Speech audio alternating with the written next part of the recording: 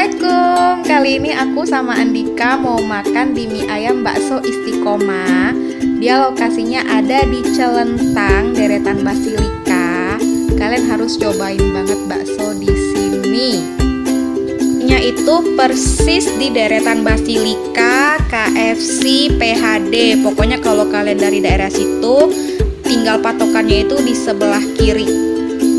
Tada, nanti ketemu deh sama bakso Istiqomah. Udah ada cabang. Ini menunya, kalian bisa lihat sendiri. Harga yang paling mahal itu cuma 20.000 aja dong boy, murah banget.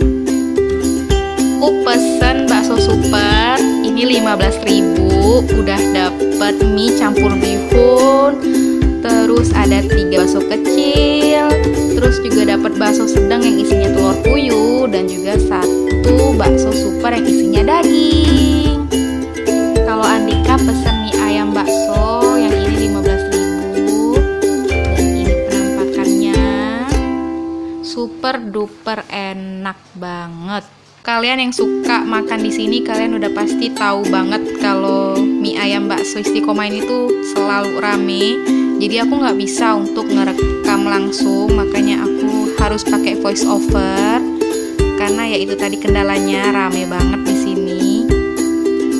Tapi nggak apa-apa, biarpun dia rame, ini worth it banget buat dicoba, buat dijadiin menu favorit kalau pengen ngebakso dong. Yang belum pernah cobain bakso di sini, kalian harus kudu wajib cobain dulu di sini.